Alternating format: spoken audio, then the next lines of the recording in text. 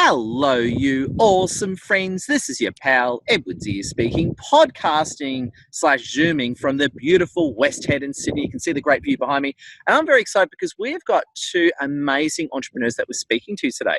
They're both from the beautiful place of Melbourne, where I once was from, actually. And we've got the awesome Tim Beanland, who's a powerhouse podcaster and innovator and video expert. And we've got the awesome Adrian Lea, who's a global personal training and health expert. And I got to say, Tim and Adrian, we'll start off with Tim. How are you feeling today? Yeah, actually, feeling pretty good, feeling pretty positive. The marketing nerd brain of myself is really excited about what's going on at the moment, forcing us to innovate, forcing us to be creative. And the positive side of my brain is actually really excited today, yeah. Well, I got to say, we love positivity. And speaking of positivity, Adrian Lea, how you going, man? Edward, mate, it's a pleasure to be on here, dude. I am super pumped up. I just got off a 2 days virtual summit with personal trainers and gym owners, helping them put together the pieces of the puzzle to their business. So super excited for that. And mate, what about you? It's not all about us. How's things going with you?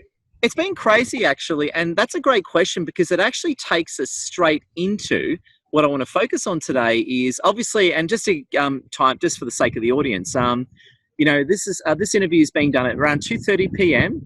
on Sunday, the 29th of March, 2020. And just for the sake of this in a historical context, a lot of the world is in heavy lockdown or at least social distancing from Corona. Now, what's happened to me in my own business, and I want to share it with everyone, is online-wise, with my online business, I'm absolutely kicking butt. However, for me, what I've had to change and pivot is I used to run real-world workshops. They're not happening for probably at least 3-6 months. So as a result of that, it's forced me to go more online and grow my business that way, which has been awesome. So I've already had to pivot. I was going to say, perhaps starting with you, Tim, how have you had to pivot and change as a result of what's going on? Yeah, well, it's actually really fascinating. I spent a lot of time, financial resources, and effort into lifting my in-person videography game. I worked my way up to having $5,000, $10,000 worth of camera equipment that was all 4K, different tripods, different lighting. You know, I was really producing some high-quality stuff, and luckily I've filmed a lot of that stuff now that I'll be releasing over the next months. But what was happening was I was slowly building out a in-person podcast media company where I was creating this content, and now that's dried up because the in-person stuff, like you said, for the next sort of foreseeable 3 to 6 months isn't a thing. So here's me having invested a lot into that camera gear going, crap, what can I do? Now, yeah, so that's how it's affected me, no longer sort of being able to go in and doing those things. But there's different ways to innovate, isn't there? Now, online, you can see I've got a pretty good setup here with the podcast mic and the boom arm and posters behind me and headphones. Now, I've adapted to going, what can I replace that in-person stuff with?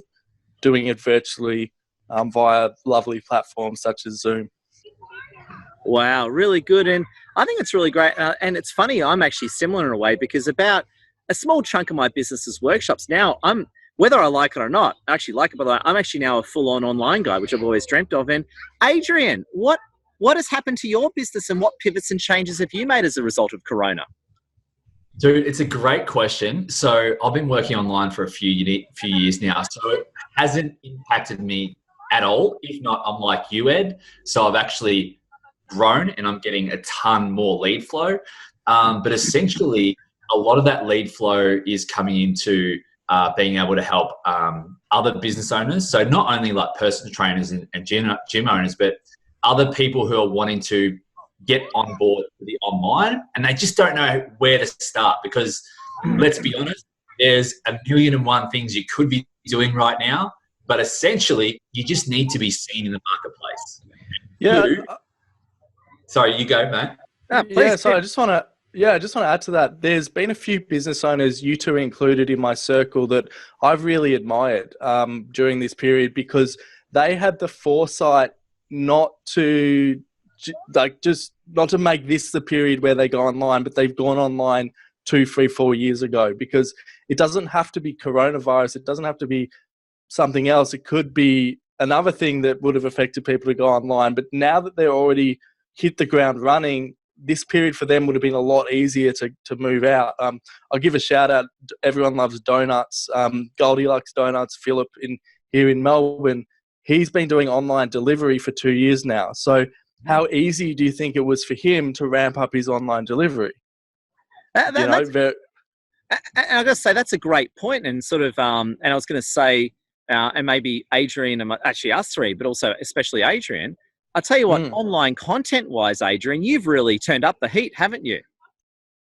Yeah, I guess, look, if you can share like high-value content, each post, like, I mean, you can do many posts. You could be like the 10 posts plus a day like yourself, Ed. Then you've got Tim as well with your content, Tim. But essentially, like, if you can just like lead people on a journey so they can follow you along with more content, they're going to be able to continue that and start seeing you as like the go-to advisor for what you do. But essentially, you just want to be able to solve their problems. But first, you need to acknowledge what the problem is. Yeah. And Tim, on that one. Sorry, continue. I interrupted too early. No, that's all right. You go. Yeah, I was just going to say, because Tim, we're having this conversation the other day. What problems are you solving in people? We had this conversation the other day for the sake of the interview. What problems are you helping your customers solve? Yeah, I think that's a conversation every business owner needs to have with themselves right now, and what problems they can potentially be solving. Now, for me, the problem I'm solving is the fear of being in front of a camera, and then the quality and the quantity of content. So I'm finding that I'm making people at least 1 to 3 months worth of high quality converting content in just one episode of a podcast that I would do for them. So imagine if you could do 2 a week. Now you've got 6 months of content. So this done for you service that I'm providing, and thank you for giving me the platform to sort of shout it out a bit. But I think, people would look at this time and go, okay, social media use has increased about 30 or 40%. I don't know the actual data, but that was the last one that I heard. So therefore, there's no better time to be in front of people, but also there's going to be a whole bunch of noise out there. So the thing that's going to separate you from the noise is consistency. And what I've found with business owners is they'll spend an hour on one 5-minute video because they get nervous and forget what they're talking about. They're not as lucky as Ed or Adrian here, who can whack out a selfie video with it takes a while to build up to that. So, by my process of things, by asking people genuine questions, I'm finding that, we're getting some powerful stuff, which you'll see over the next couple of months in clients that have started working with me. And that's incredible. I want to throw it back on Adrian because, again, that's a really good setup for Adrian because, okay, you're a global PT. We get that, Adrian. And my simple question is to you is, I'm like an influencer marketing coach. You're a fitness guy. There are like about 20 million of us in the world, right?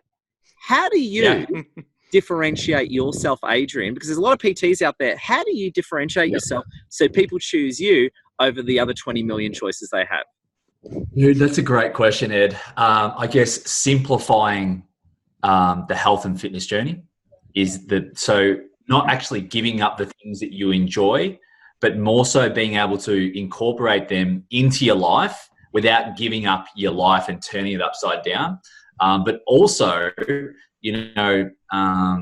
focusing on the things that are important. So most people, for example, focus a lot on training and things like that, which is great. But essentially, if you're a high performer like yourself, Ed, you might be stressed out, anxious and things like that. Doing too much stressful activities is actually going to work against you. So I guess for me, it's just being able to have more of a holistic approach about it, and a lifestyle, which is most important. But it all starts with taking that first step. So not putting too much on your plate and just like taking a first step, building one habit at a time. Hence, healthy habits for life is like a trademark that I always talk about. So that's why a lot of people like that message. And I'd like to give Adrian a shout out. We did a podcast together, and my key takeaway from that was you have a really good understanding of where your clients are at currently, and then you distill with them the belief not to judge themselves to where they're at currently as well. And I think that goes the same for any business trying to do something new at the moment. But when it comes to your world, personal training, I see a lot of PTs do the classic Instagram videos of them lifting 300 kilograms in a bench press, right? But that, for me, as someone who needs to lose a bit of my gut and I'm stressed a little bit, I don't relate to that at all, because I'm not going to be lifting 300 kilograms overnight, right? So too many personal trainers out there are just posting their success, not posting from the point of view of their own client. Yeah, dude, I totally agree with that, Tim. And also, but it's still good to do. So it's still good to do that post, because then it's like, wow, that's where I can get to. But if that's the only thing you're posting as a personal trainer, like, come on, man, it's 2020. Get realistic. And also, like, meeting people where they're at, which is what you said. So, like, not everyone wants to go from here to here. It's small stepping stones, but being able to maintain that and build a habit, as we all know, building habits takes time. So if you can focus on, look, we were saying this before we went live, and I started to touch on that, you know, a lot of people on LinkedIn and even on any social media platform, if they're business owners, entrepreneurs, or managers, or whatever they're doing, career focused, then their fitness quite often goes in the back burner. Now, the thing is that what if you could do a couple of small things every day that could actually enhance your performance? It didn't take a lot of time, that you could fit around your kids, like Ed, you know, you got kids. Yes. Tim and I, we both don't at the moment, but I've got a cat. We could just do a couple of, true. If you can sort of make small adjustments over time and have the support and accountability in place, that's how you succeed. And that's why we're succeeding now, because we're working with Ed, who's keeping us accountable and supporting us on the journey, which is the most important part as well. I'd love to throw a question on to Ed, if I could. So Ed, you had a workshop planned for the 4th of April, which is in a couple of days. Adrian and I were crazy enough up until the last minute. I caved before Adrian did on, you know, should we come up, should we not? I had a nervous phone call with him going, geez, my uncle's just given me a spray not to come up here. Which has found out that was correct. So thank you, Martin. But Adrian was crazy enough to just be like, no, we'll camp out under the Sydney Harbour Bridge. How awesome will that content be? But I'd love to flip this onto you, Ed, because you were where a lot of these event organisers, and I've actually seen one in a business page this week where they had physical events and people are now asking for refunds and they're not doing it, or they were trying to push them to still come. Whereas the conversations that I was having with you, I was like, hang on, the moral stuff, like, if it's not about me getting sick, it's about family getting sick. You were very good in terms of you still were listening to the government, but you called it off as soon as you could, right? Exactly. And what it all came down to, and just for the sake of the audience, I'll explain the context. So I'm a global influencer marketing mentor and coach.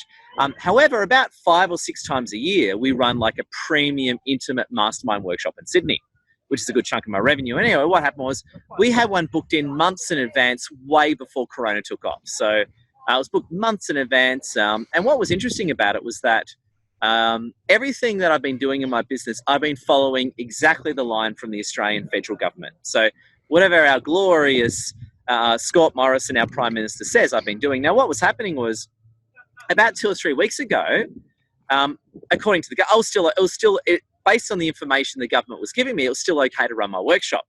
However, towards last week, I knew I was on the edge. You know how you got something and you know you're not quite dead, but you know you're dying? I was at that point, right?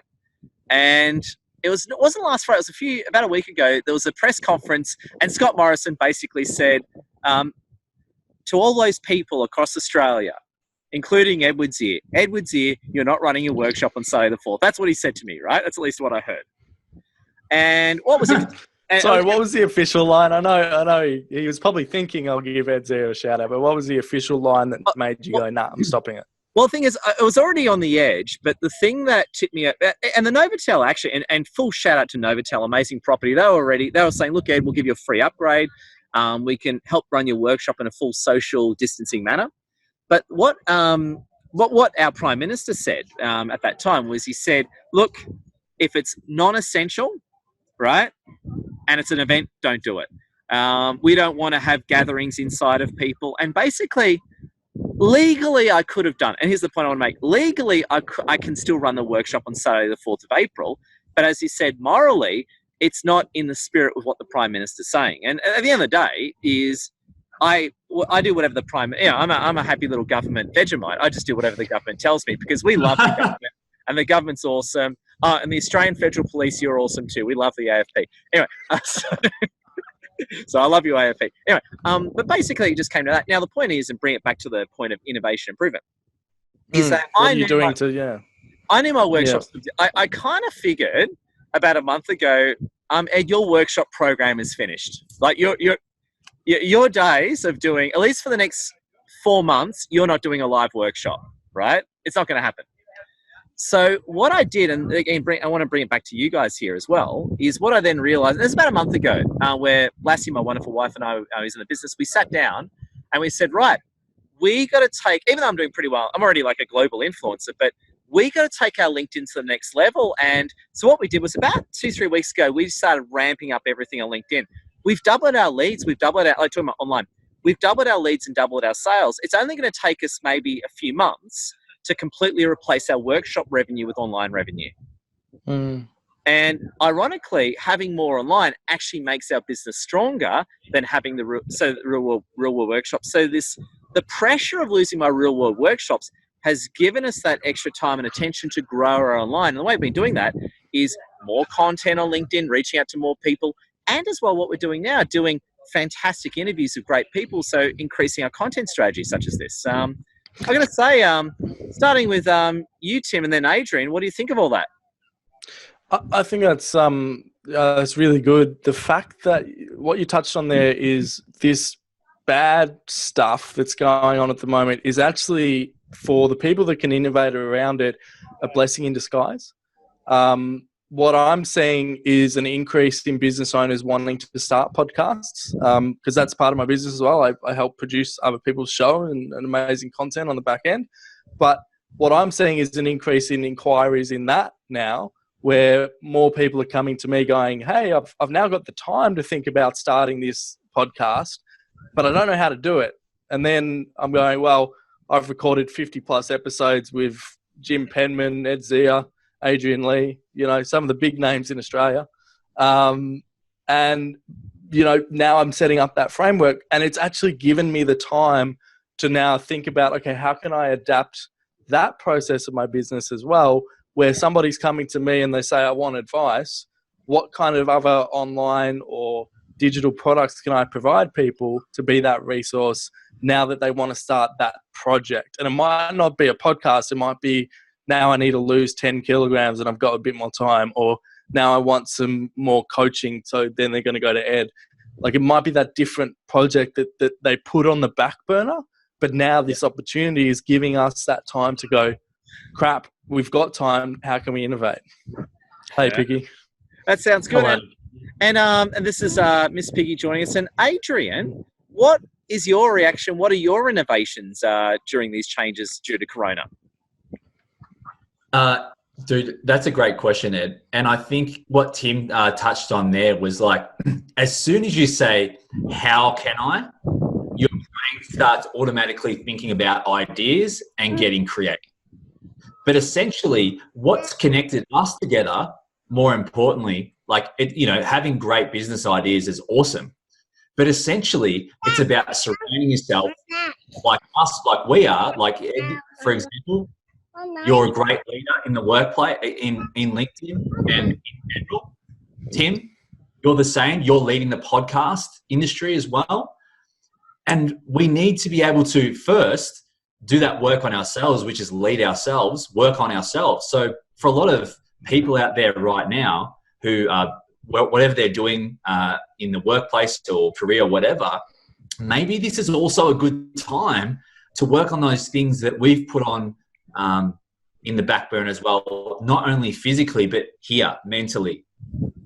Because you can't move forward in anything in life if you haven't done the work here on yourself. So I think mental health is a huge part of it. And being at home now has probably opened up a bigger can of worms for people because they've got the time to think too much. I can actually touch on that. Oh, sorry, you keep your... No, go, bro. Yeah, so I've been diagnosed with manic depression, otherwise known as bipolar 2. For people that don't know what bipolar 2, it means that you're susceptible to periods of long depression. So for me, I've had depressive episodes that have lasted 8 months to 12 months.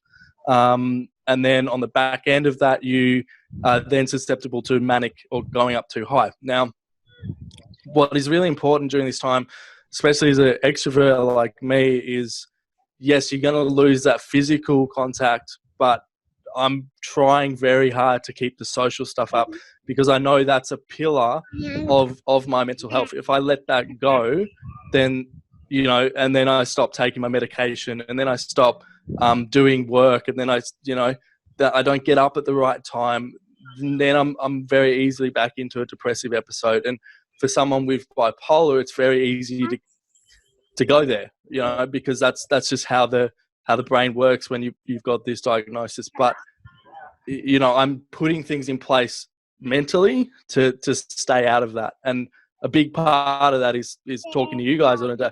I don't think I've actually told you guys that, but, you know, I have people specifically on my personal board that I check in with just to keep that pillar going. And I think anyone out there that's got a similar diagnosis, or if it's even just, well, not just, but if it's even depression as well, you know, what are the things that you're doing right now to make sure you stay out of that dark place? Because when you get to that dark place, it's incredibly hard to get out of it.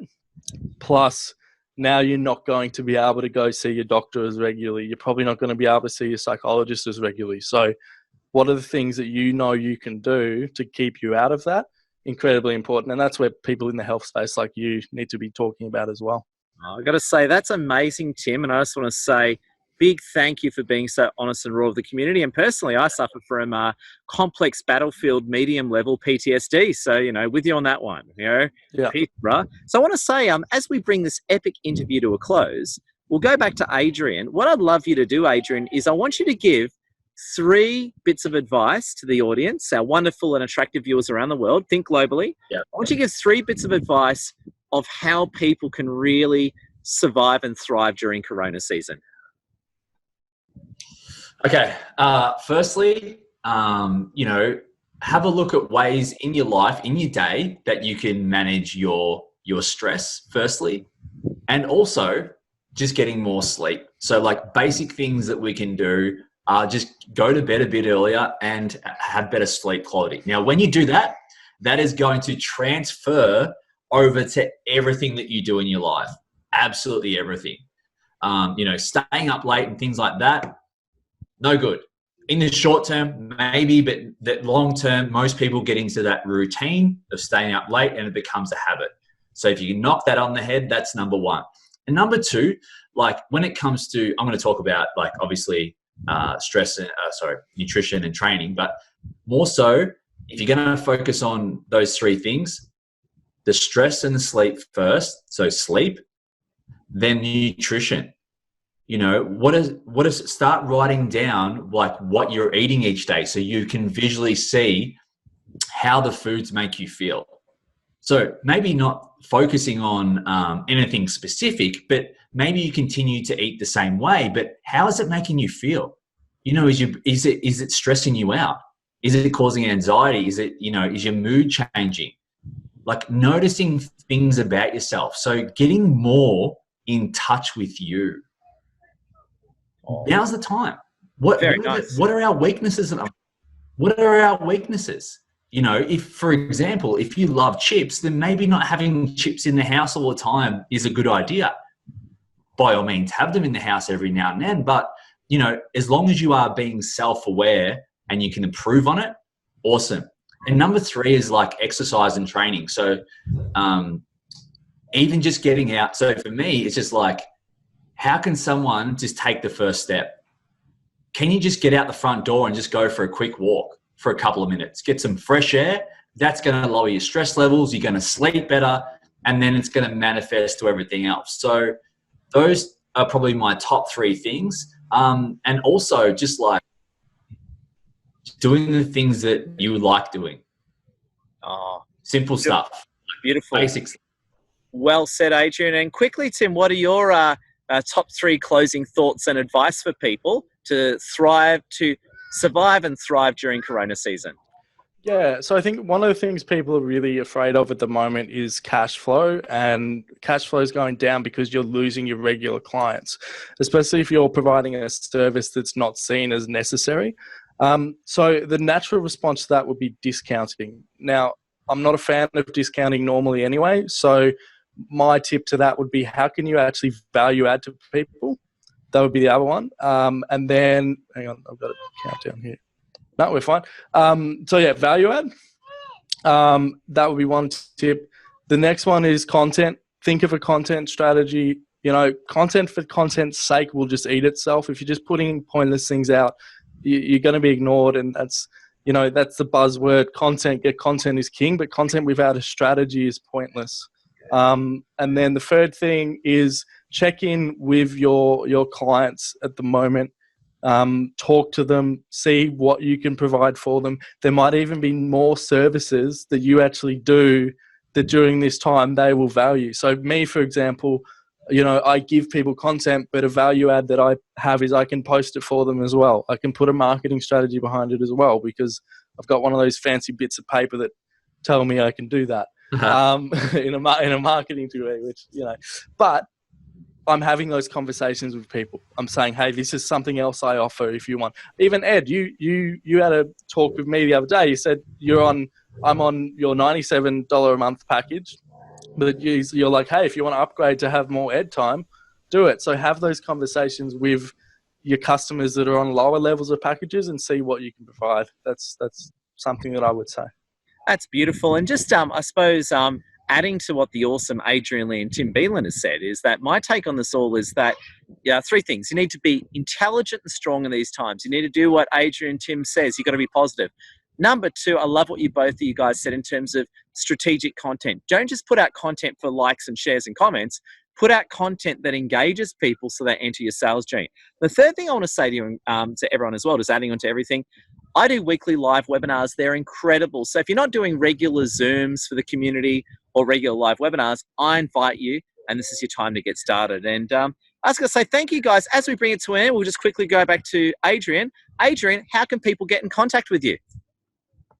Well, obviously the best way to get contact is through LinkedIn or Facebook, Adrian Lea, and also my website, leewayfitness.com.au. So 3 best platforms to get in contact.